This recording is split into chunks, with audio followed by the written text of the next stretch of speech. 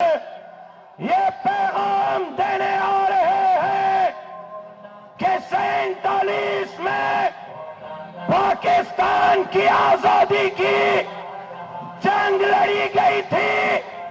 اب مولانا فضل الرحمان آئین کے آزادی کی جنگ لڑنے آیا ہے, پاکستان کی جنگ لڑنے آیا ہے, جمہوریت کی جنگ لڑنے آیا ہے, غریبوں, مسکینوں, حاریوں, مزدوروں کی جنگ لڑنے آیا ہے, ختم نبوت کی جنگ لڑنے آیا ہے, داڑھی کی, پگڑی کی, مسجد کی, مدرسے کی جنگ لڑنے آیا ہے.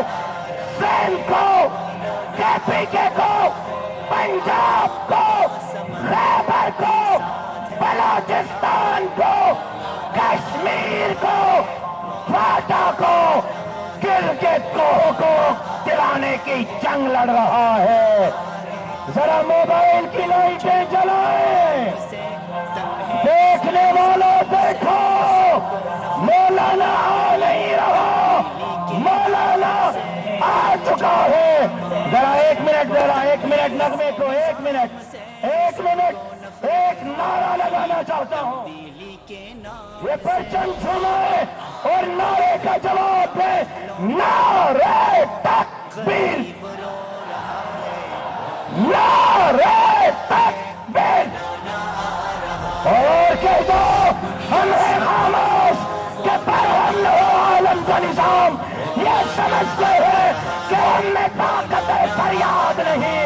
اے خاک نشینو اٹھ بیٹھو, وہ وقت قریب آ پہنچا ہے جب تخت گرائے جائیں گے, جب تاج اٹھائے جائیں گے. قائد ملت اسلامیہ امام الانقلاب حضرت مولانا فضل الرحمان عوام کے پاتے مارتے ہوئے سمندر سے مخاطب ہوا چاہتے ہیں.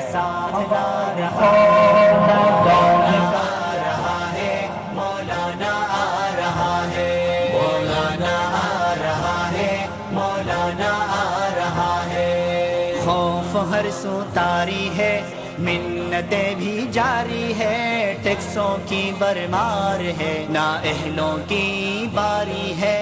خوف ہر سو طاری ہے, منتیں بھی جاری ہے, ٹیکسوں کی برمار ہے, نااہلوں کی باری ہے. مولانا آ رہا ہے, سونا ڈالر دونوں آسماں کو چھو رہا ہے.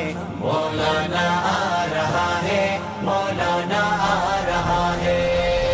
دنیا سے بھاگو, مولانا آ رہا ہے, مولانا آ رہا ہے, مولانا آ رہا ہے. شان ہے پاکستان کا سب اہل ایمان کا, ہر کوئی دیوانہ ہے قائد فضل الرحمان کا. شان ہے پاکستان کا سب اہل ایمان کا, لا سيما على سيد الرسل وخاتم الأنبياء, أما بعد.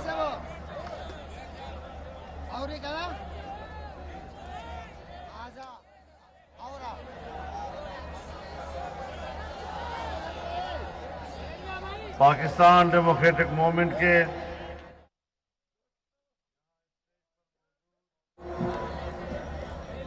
تمام معزز قائدین, بزرگان ملت, میرے دوستوں, میرے بھائیوں, میری بہنوں,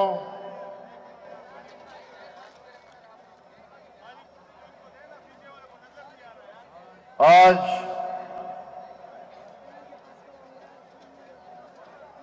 ہم سب کے لیے جو اس اجتماع میں موجود ہیں بڑی سعادت کی بات ہے کہ ہم ایسے لمحات میں اکٹھے ہیں جب ربیع الاول کا چاند بھی نظر آ گیا ہے اور ربیع الاول کی پہلی رات ہے.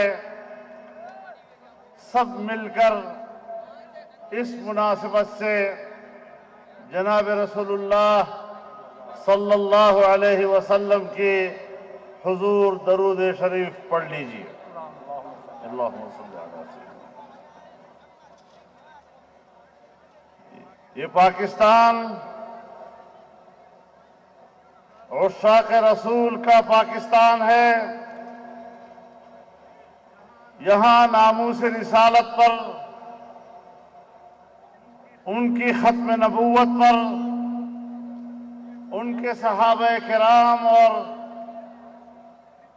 اہل بیت اطہار پر فدا ہونے والے لوگ موجود ہیں، اور یہاں پر حسین کے پیروکار موجود ہیں، جس نے کبھی بھی یزید کے اقتدار کو تسلیم نہیں کیا ہے.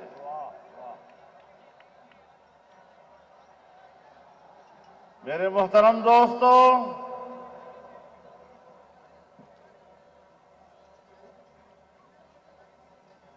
آج کی رات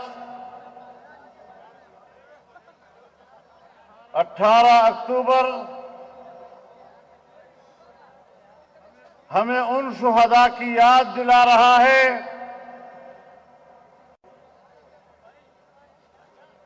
جب آپ محترمہ بے نظیر بھٹو صاحبہ کے استقبال کے لیے جمع تھے اور اس قافلے پر خودکش قاتلانہ حملہ کیا گیا، جس میں ان کے 200 سے زیادہ جانثار شہید ہوئے، سینکڑوں کی تعداد میں لوگ معذور ہو گئے. آج اس اجتماع کی وساطت سے میں ان تمام شہداء اور اس سانحہ میں متاثر ہونے والے لوگوں اور ان کے خاندانوں کے خدمت میں خراج عقیدت پیش کرتا ہوں. میں آج آپ کا وہ قرض بھی چکانا چاہتا ہوں جب اسی مہینے کے آخر میں یہاں کراچی سے ہم نے آزادی مارچ کا آغاز کیا تھا اور آپ نے نہایت خلوص کے ساتھ اور محبت کے ساتھ اور بھرپور یکجہتی کے ساتھ ہمیں کراچی سے صرف رخصت نہیں کیا، پورے سندھ میں تمام راستوں میں آپ نے ہمارا استقبال کیا، پنجاب کی سرزمین نے ہمارا استقبال کیا، اور اسلام آباد میں 14 دن تک تمام قائدین ہمارے ساتھ سٹیج پر موجود رہے. آج مجھے موقع مل رہا ہے کہ میں آپ کا شکریہ ادا کروں اور آپ کا وہ حق ادا کر سکوں.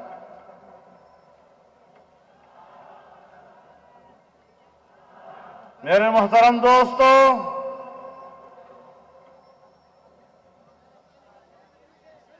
پاکستان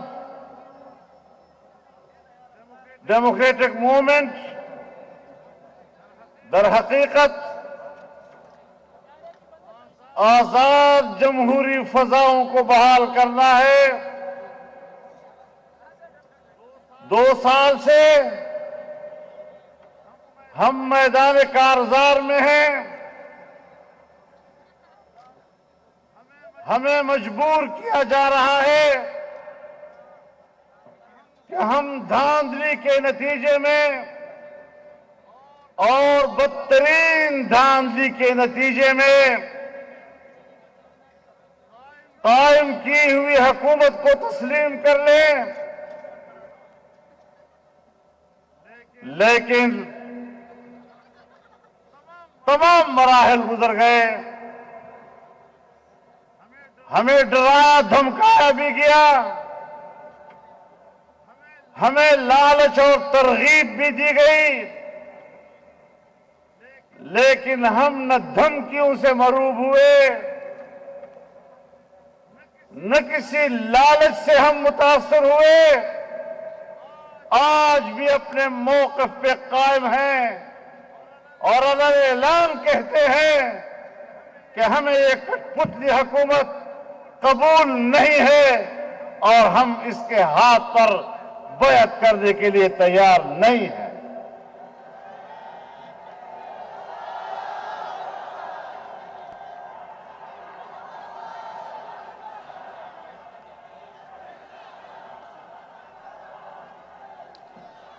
میرے محترم دوستو،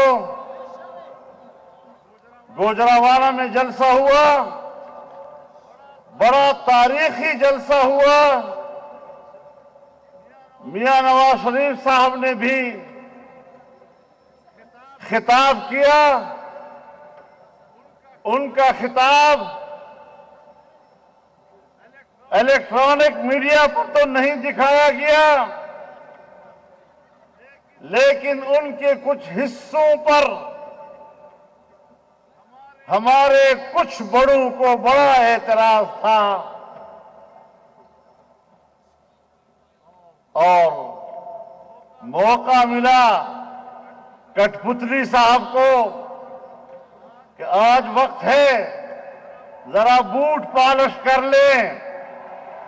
بوٹ پالش کرنے کے لیے آیا۔ ہمیشہ جب بات کرتا ہے تو کوئی نہ کوئی بونگی مار دیتا ہے۔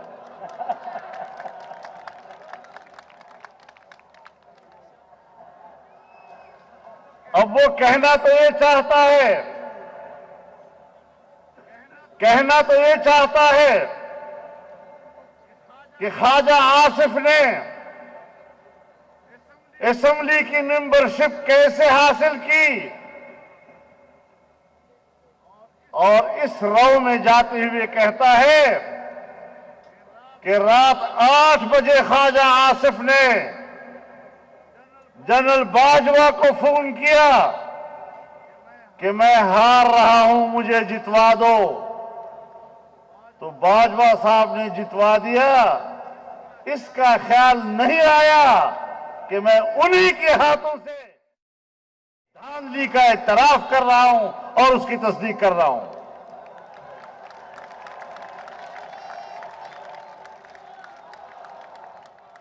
باجوہ صاحب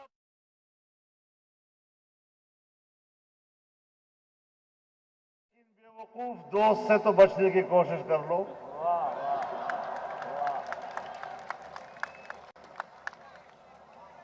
آج اگر آپ سے دنیا کو شکایت ہے تو اس کی شکایت ہم سے نہ کیجیے، اپنے ان احمق دوستوں سے کیجیے۔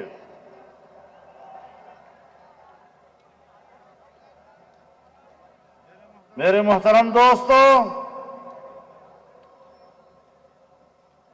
تمام اکابرین نے صورتحال کا تفصیلی جائزہ پیش کیا، ہم جہد گفتگو کی، لیکن بنیادی بات یہ ہے کہ آج دنیا کی متمدن دنیا میں ریاستوں کی بقا کا دار و مدار اس کی اقتصادی اور معاشی قوت پر ہوتا ہے۔ جب مسلم لیگ اپنا آخری بجٹ پیش کر رہا تھا تو اس نے آنے والے سال کے لیے معاشی ترقی کا تخمینہ 5.5% لگایا تھا، اور اس سے اگلے سال انہوں نے سالانہ معاشی ترقی کا تخمینہ 6.5% لگایا تھا، اور حکومت ان اہلوں کو ملی جو عوام کے نمائندے نہیں تھے، چوری کے ووٹ سے اسمبلی میں آئے تھے۔ پہلے سال کے بجٹ میں سالانہ معاشی ترقی کو 5.5% کے بجائے 1.8 پہ لے آئے، اور پھر جب اب دوسرا بجٹ پیش کرنے کو ملا تو اب تو 0.3 پر معیشت آ گئی۔ میں آج یہ بات اس لیے آپ سے کہنا چاہتا ہوں کہ جب معیشت تباہ ہوتی ہے، معیشت کی کشتی ڈوبتی ہے تو پھر ریاستیں تبدیل ہو جاتی ہیں، ریاستیں اپنا وجود کھو بیٹھتی ہیں۔ سوویت یونین کی مثال سب دنیا کے سامنے ہے۔ آج بھی وہ دفاعی لحاظ سے سپر طاقت ہے، ویٹو پاور ہے، لیکن معاشی لحاظ سے جب وہ تباہ ہو گیا تو اپنا وجود برقرار نہیں رکھ سکا اور واپس رشین فیڈریشن کی طرف چلا گیا۔ یقین جانیے یہ لوگ جو یہاں بیٹھے ہیں یہ آج پاکستان کی بقا کی جنگ لڑ رہے ہیں، یہ پاکستان کے تحفظ کی جنگ لڑ رہے ہیں، پاکستان کے آئین کی تحفظ کی جنگ لڑ رہے ہیں۔ آئین نے جس جمہوریت کا تعین کیا ہے اس جمہوریت کی جنگ لڑ رہے ہیں، اور جن قوتوں نے کہا کہ آپ اس حکومت کو تسلیم کر لیں، یہ تو ممکن نہیں کہ ہم اس حکومت کو تسلیم کریں۔ آپ سے یہ بات ہم منوائیں گے کہ غلطی ہوئی ہے اور ہم معافی مانگتے ہیں اور آئندہ یہ غلطی نہیں دہرائیں گے۔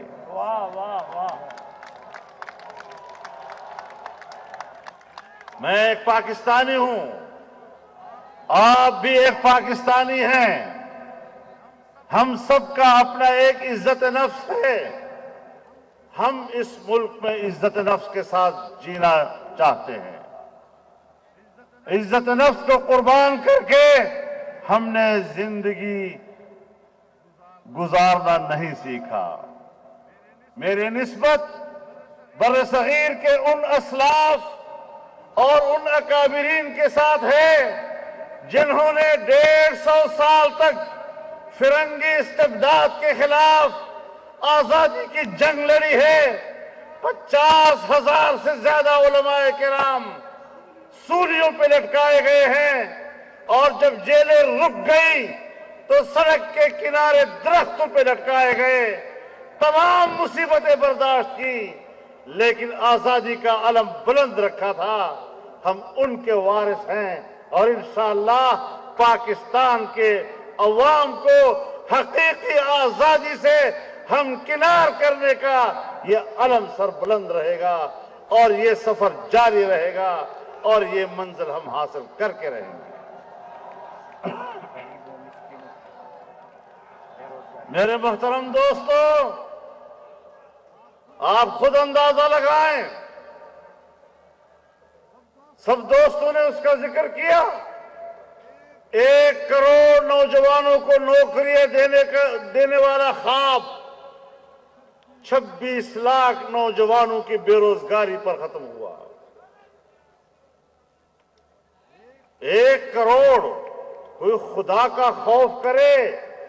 جب سے پاکستان بنا ہے، سن 1947 سے لے کر آج تک شاید ہمارے ملک کے کل ملازمین وہ ان کی تعداد 1 کروڑ تک نہ پہنچے، اس لیے اقتدار میں آتی ہی پہلے سال آپ کو 1 کروڑ نوکری دینے کی بات کر دی۔ کوئی عقل کی بھی بات ہوا کرتی ہے۔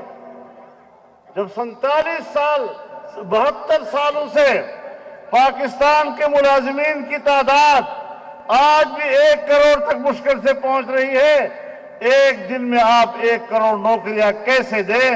میرے نوجوان کو بھی سوچنا چاہیے کہ آنکھیں بند کر کے ایسے لوگوں پر اعتماد کیوں کیا جاتا ہے۔ میرے محترم دوستو، 50 لاکھ مکانات، میں کہیں نہیں جانا چاہتا، میں صرف کراچی میں رہ کر بات کرنا چاہتا ہوں، کراچی والوں سے بات کرنا چاہتا ہوں کہ اہل کراچی آپ کو 50 لاکھ مکان کیا دیں گے؟ یہاں تو تجاوزات کے نام پر 50 لاکھ مکانات گرا دیے گئے ہیں اور لوگ بے گھر ہو گئے ہیں، انہوں نے کسی کو گھر کیا دینا ہے؟ ان کو بے روزگار کرنا آتا ہے، روزگار نہیں آتا، ان کو بے گھر کرنا آتا ہے، ان کو کسی کو گھر دینے کی توفیق نہیں ہو سکتی، ان میں اہلیت نہیں، ان میں صلاحیت نہیں ہے۔ تو میرے محترم دوستو، آج ان حالات میں جبکہ ایک غریب آدمی کی قوت خرید جواب دے چکی ہے اور وہ اس قابل نہیں رہا کہ وہ بازار جا کر اس مہنگائی میں اپنے بچوں کے لیے راشن خرید کر گھر لا سکے، قوت خرید ختم کر دی ہے۔ غریب انسان کدھر جائے گا؟ بچوں کو سڑک پر لا کر برائے فروخت کا کتبہ لگایا جاتا ہے، اپنے بچوں کا بوجھ نہیں اٹھا سکتے، ان کو ذبح کر دیا جاتا ہے۔ یہاں تک ہمارا غریب پہنچ گیا ہے۔ غریبوں، میرے بھائیوں، دنیا میں انقلاب دولت مندوں نے کبھی نہیں لایا، انقلاب ہمیشہ غریب قوم لایا کرتی ہے، وطن کے غریب لوگ انقلاب لایا کرتے ہیں، اور انشاءاللہ یہ انقلاب انشاءاللہ آ کر رہے گا۔ میرے محترم دوستو، آج ملک کا کیا حشر کر دیا ہے،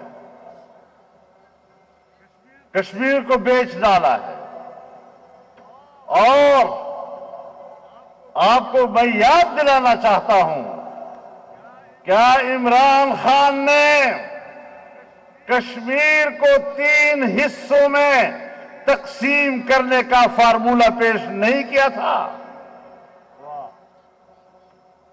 وہ 3 حصوں میں فارمولہ پیش کرنا اور پھر نوید سنانا قوم کو کہ مودی جی آئے گا تو مسئلہ کشمیر حل ہوگا، سو مودی جی آیا اور کشمیر کا مسئلہ حل کر دیا کہ کشمیر کا اسپیشل سٹیٹس ختم کر کے اس کو باقاعدہ ہندوستان کا حصہ بنا دیا، اور کشمیر کا سودا کر کے پھر مگرمچھ کے آنسو بہانے لگ گئے۔ تم کشمیر کے سوداگر ہو، تم کشمیر فروش ہو۔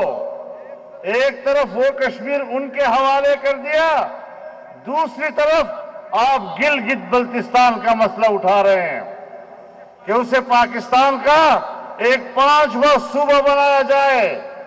ہم سمجھتے ہیں کشمیر پاکستان کا ہے، کشمیری پاکستانی ہے، گلگت بلتستان کا آدمی پاکستانی ہے، لیکن بہرحال 72 سالوں سے پاکستان کا ایک موقف رہا ہے، سلامتی کونسل کی قراردادوں کے حوالے سے، اقوام متحدہ کی قراردادوں کے حوالے سے، اور 1949 میں ہم نے سلامتی کونسل میں کشمیر کا جو نقشہ پیش کیا ہے اور جو وہاں جمع کرایا ہے، اس میں گلگت بلتستان وہ آل جموں کشمیر کا حصہ بتایا گیا ہے۔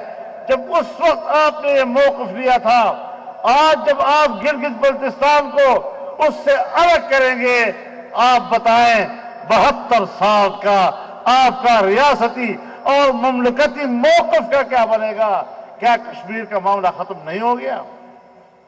ہم نے 72 سال کشمیریوں کے لاشوں پہ سیاست کی، ہم نے وہاں کی ماؤں اور بہنوں کی لٹتے ہوئے عصمتوں کے اوپر سیاست کی، ہم نے چھوٹے چھوٹے بچوں کے بلکتے ہوئے لاشوں پر سیاست کی، ان کے چہروں سے ٹپکتے ہوئے خون کے اوپر سیاست کی۔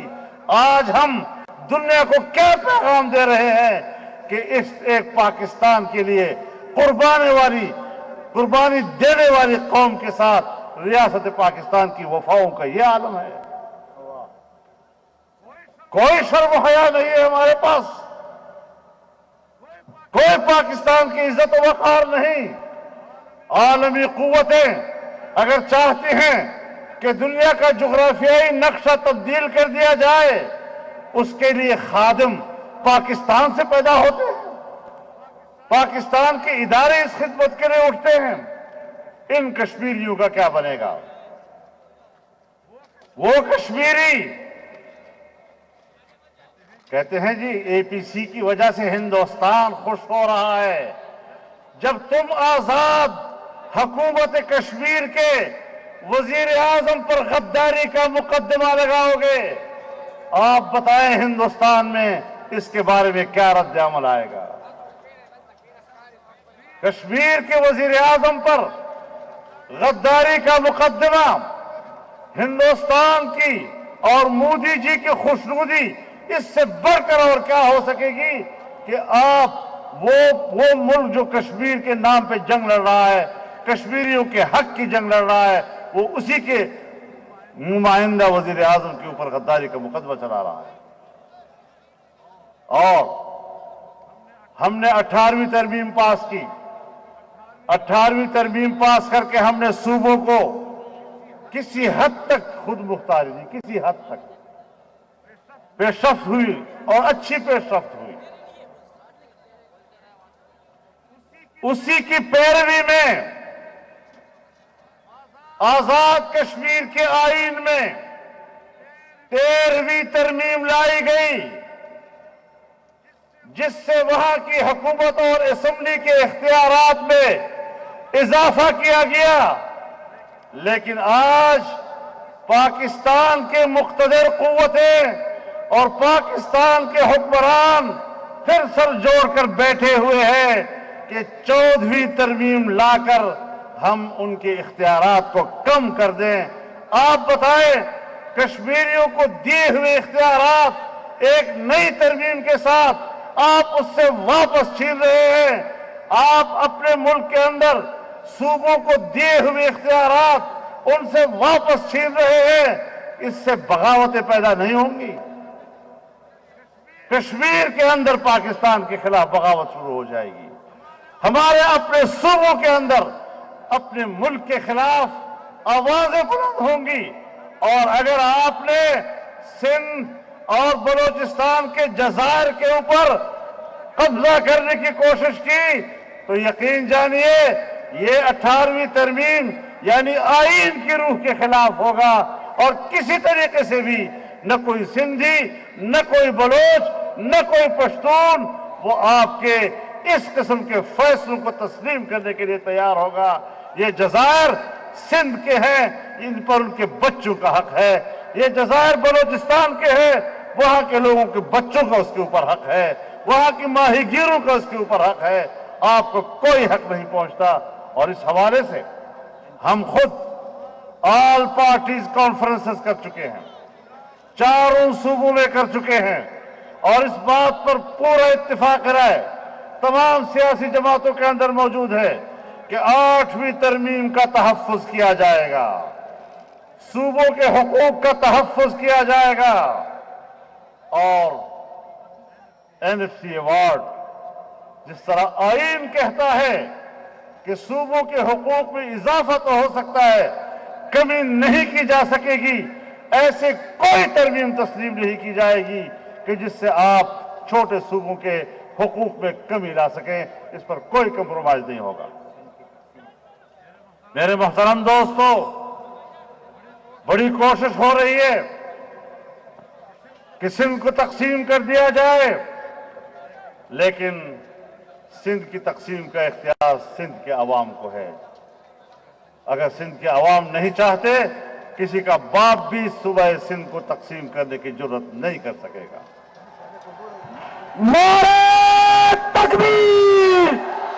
ایک نعرہ سندھ کھپائیں گے، جواب ملن کے پہ پاتا رکھائیں گے، سندھ کھپائیں گے، سندھ کھپائیں گے، سندھ کھپائیں گے۔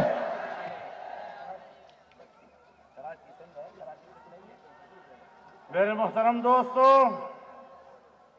آج ہر شعبہ زندگی کرب میں مبتلا ہے، چھوٹے ملازمین ہوں، میڈیکل ہیلتھ ورکرز ہوں، اساتذہ ہوں، وکلاء ہوں، تاجر ہوں، دکاندار ہوں، یہاں تک کہ صنعت کار ہوں، مزدور اور کسان ہو، ایک ایک طبقہ میدان میں نکلا ہوا ہے، احتجاج کی آواز بلند کیے ہوئے ہے، اسلام آباد تک پہنچ جاتے ہیں، کئی کئی روز وہاں پر دھرنا دے رہے ہوتے ہیں، اپنی چیخ پکار پوری دنیا تک پہنچانا چاہتے ہیں، پوری دنیا ان کی آواز کو سنتی ہے، لیکن ساتھ میں ایک بنگلے کے اندر بیٹھا ہوا ایک بہرا وزیر اعظم ان کی بات نہیں سنتا، بہرا بھی ہے، جعلی بھی۔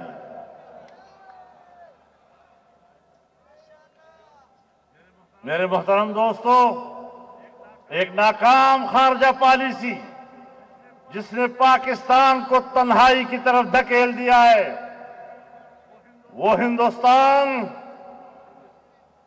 وہاں پر بی جے پی کی حکومت تھی، واجپئی جی ان کا وزیر اعظم تھا، پاکستان کی معیشت مضبوط تھی، وہ پاکستان سے تجارت کرنا چاہتا تھا، وہ پاکستان آیا، مینار پاکستان پر کھڑا ہو کر اس نے پاکستان کو سلامی دی۔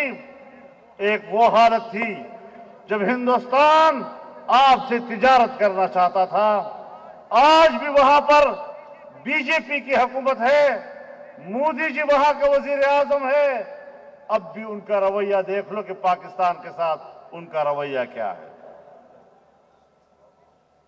وہ چائنا جس کی دوستی کو ہم ایسی دوستی سمجھتے تھے کہ ہمالیہ سے بلند، بحر الکاہل سے گہری، شہد سے زیادہ میٹھی، اور 70 سالوں کے بعد ہماری وہ دوستی ایک اقتصادی دوستی میں تبدیل ہو گئی۔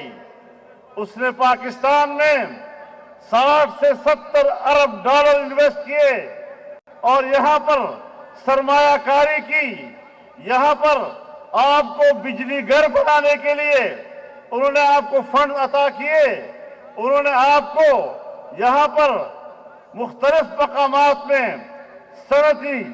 صنعتی بستیاں آباد کرنے کے لیے مدد دی، آپ کو سی پیک دیا، آپ بین الاقوامی روٹ بن گئے عالمی تجارت کے لیے، لیکن اس تمام تر سفر کو آج اگر روکا ہے تو یہ کس نے روکا؟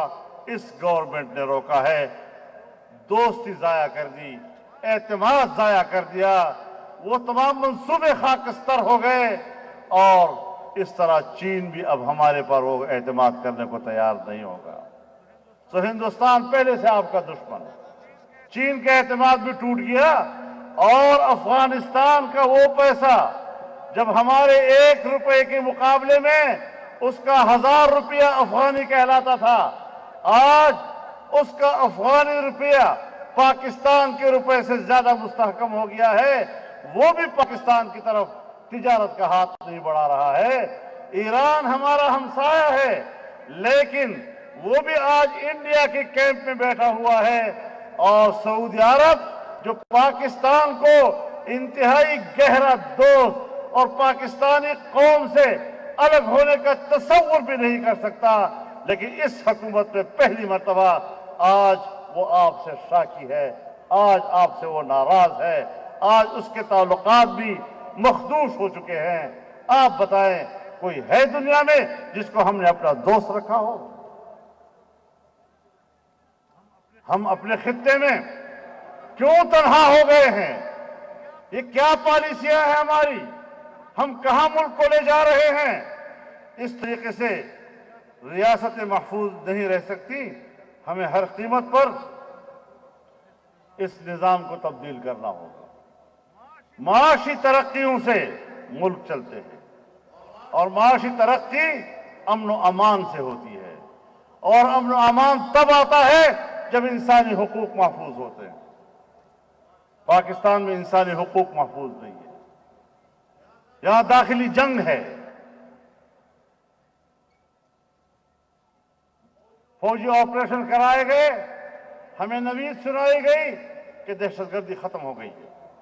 لیکن میں آپ کو بتانا چاہتا ہوں، میں فاٹا کے پڑوس میں رہتا ہوں، آج بھی صورتحال جوں کی توں ہے، اور ہمیں جھوٹ بولا گیا تھا، وہاں اب بھی وہی بدامنی ہے، اور عام شہری آج بھی اپنی زندگی کے بارے میں پریشان رہتا ہے۔ پہلے ان لوگوں کے پاس اسلحہ بھی ہوتا تھا، وہ کسی قدر اپنا دفاع خود بھی کر سکتے تھے، اب ان سے اسلحہ بھی چھین لیا ہے اور بے دست پا کر کے ان کو دہشت گردوں کے سپرد کر دیا گیا ہے۔ تو ایسی صورتحال میں آپ بتائیں کہ پاکستانی قوم کا غریب آدمی کدھر جائے گا؟ ہم نے تو واضح راستہ لیا کہ ہم پاکستان کے ساتھ کھڑے ہیں، پاکستان کے آئین کے ساتھ کھڑے ہیں، پاکستان کے جمہوری نظام کے ساتھ کھڑے ہیں، اور اپنی ممتاز شخصیات، ان کی قربانیاں ہم نے دی۔ مجھ پر کتنے خودکش حملے ہوئے؟ مولانا عبدالغفور حیدری پر حملے ہوئے، اکرم خان درانی کے اوپر ہوئے، مولانا شیرانی پہ ہوئے، ڈاکٹر خالد سونو سندھ میں شہید کر دیے گئے۔ کہاں کہاں قربانیاں نہیں دی گئی؟ ہم پاکستان کے ساتھ کھڑے ہیں، لیکن پاکستان کے ساتھ کھڑے ہونے کا معنی یہ ہے کہ ہم اس طرح کے نااہل، نالائق اور جعلی حکمرانوں کے رحم و کرم پر پاکستان کو نہیں چھوڑ سکتے۔ ہم نے اپنا حق لے کے رہنا ہے، ہم نے عوام کو ووٹ کا حق واپس دلانا ہے، ہمیں ملک میں ایک جائز، شرعی اور آئینی تبدیلی چاہیے، اور وہ ووٹ کے ذریعے ہوگی، عوام کی مرضی سے ہوگی۔ ہم پاکستان کو خون میں نہیں نہلانا چاہتے، ہم قربانی دے رہے ہیں لیکن پاکستان کو بچانا چاہتے ہیں۔ لیکن اپنے حق پر سودا کرنا کہ جس طرح کی مخلوق کو ہمارے گردن پہ سوار کر دے، ہم جانور نہیں ہیں کہ آپ ہمارے سامنے جو چارہ ڈالیں ہم اس کو قبول کرتے جائیں۔ ہم باعزت اور محترم انسان ہیں، اگر کوئی ادارہ محترم ہے اور ان کے لوگ محترم ہیں تو ہم بھی محترم ہیں، ہمارے بغیر پاکستان مکمل نہیں ہو سکتا۔ پاکستان کے عوام کے بغیر پاکستان مکمل نہیں ہو سکتا، ان سیاسی جماعتوں کے بغیر پاکستان مکمل نہیں ہے۔ پاکستان اس صورت میں پرامن رہ سکتا ہے، محفوظ رہ سکتا ہے، مستحکم بن سکتا ہے، معاشی لحاظ سے ترقی کر سکتا ہے، جب تمام ادارے اپنے دائرہ کار میں رہتے ہوئے فرائض سر انجام دیں۔ میں تو کہتا رہتا ہوں کہ فوج ہمارے لیے بہت عزیز ہے۔ فوج ایسی ہے جیسے آنکھوں کی پلکیں، آنکھوں کے پلکیں آنکھوں کی سرحدات کی حفاظت کرتی ہے، آنکھ پر بوجھ نہیں ہوتی، لیکن اگر ان پلکوں کا ایک بال بھی اپنے حدود سے تجاوز کر کے آنکھ کے اندر جاتا ہے تو آنکھ بے قرار ہوتی ہے یا نہیں، اور پھر اشک بہاتی ہے یا نہیں؟ تو یا تو وہ بال اشک بہاتے بہاتے خود باہر آ جائے، ورنہ پھر اس بال کو نکالنا پڑتا ہے، نکالنا پڑتا ہے۔ تو وہ اپنے حدود میں رہیں، ہماری آنکھوں کے پلکیں ہمارے لیے عزیز، ہم پر کوئی بوجھ نہیں، وہ ملک کی دفاع کریں گے، ہم سلوٹ کریں گے ان کو، لیکن اپنے حدود سے آ کر میرے گھر میں آنا اور میرے گھر کا مالک بن جانا، میں اپنے گھر کے احاطے میں کسی کو مالک اور قابل تسلیم نہیں کر سکتا، تو پھر ادارے بھی اسی اصول کے اوپر چلنے چاہیے۔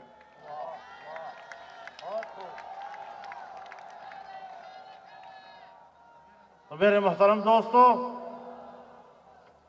جو بھی باتیں آپ سے کی گئی ہیں معاشی حوالے سے کی گئی ہے، داخلی حوالے سے کی گئی ہے، گڈ گورننس کا کوئی نام نشان اب نہیں رہا ہے، سروسز میں کوئی ایڈمنسٹریشن موجود نہیں ہے، افراتفری کا عالم ہے، اور دنیا کہتی ہے، ہم نہیں کہتے، دنیا کہتی ہے کہ جو کرپشن کو مٹانے آئے تھے ان کے 2 سالہ دور حکومت میں کرپشن 3 اور 4% بڑھ گئی ہے، کبھی کا تو نام ہی نہیں لے رہی۔ تو اس طریقے سے ملک نہیں چلا کرتے، اناڑیوں کو ملک حوالے کرو گے تو یہ بیڑا غرق ہوگا۔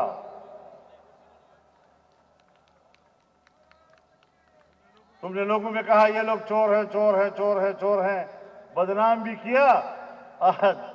آپ اس موجودہ حکومت کی برکت سے لوگ انہی کو دوبارہ مانگ رہے ہیں کہ انہی کو واپس لے آؤ، کم از کم کھانے پینے کو تو کچھ ملتا تھا۔